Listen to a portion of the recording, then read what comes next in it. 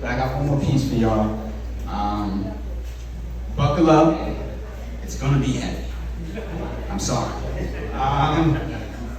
This poem, I'm gonna have to read to y'all, is a poem I wrote last week, and it was on my mind so much.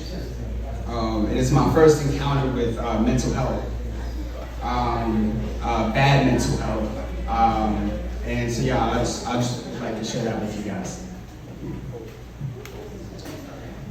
An ode to the boy in my intro to marketing class that took his life my freshman year of high school. Your death is what made depression real to me. It made it a somber void of sadness jumping out from the statistics to position itself comfortably in your empty seat, the one right next to mine. I remember walking in the morning after and seeing school counselor dressed as worst case scenario, speaking to the students in a tone of voice that sounded like protocol. The elephant in the room became a carcass that day. We had never been to a wake for first period, but on that day, classmates were wearing funeral smiles coated over their open casket expressions, not knowing how to handle the newfound hollowness inside our classroom turned cemetery.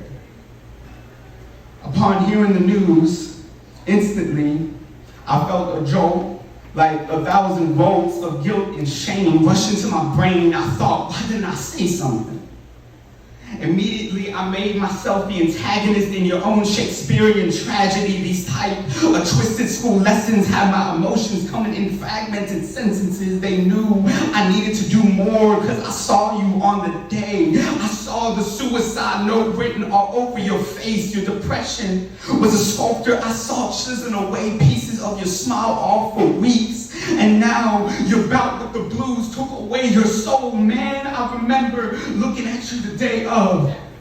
And then, are you okay? Getting caught in the back of my throat. Maybe that's all it would have took to back your pulse away from the ledge.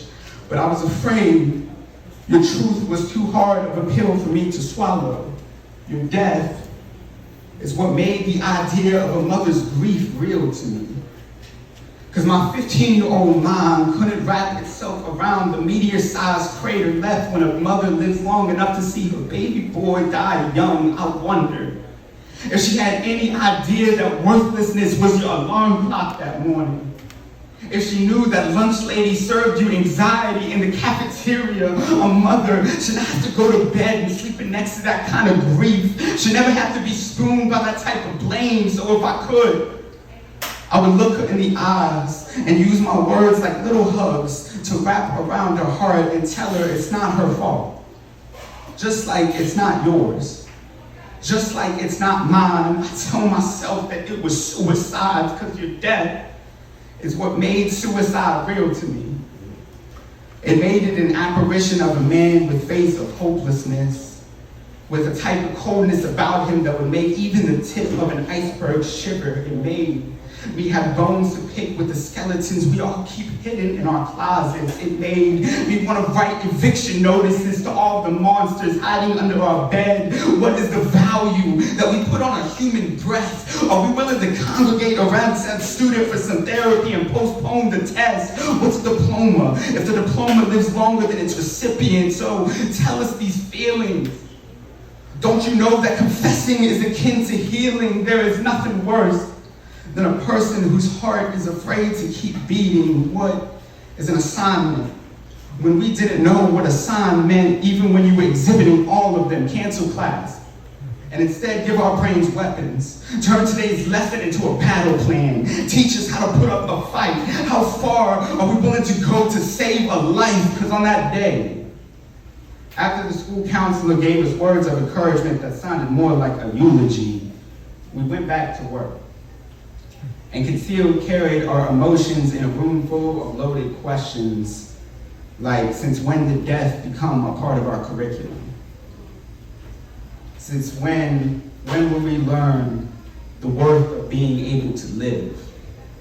So if I could, I would go back and I would look at it and cast a line to his thoughts.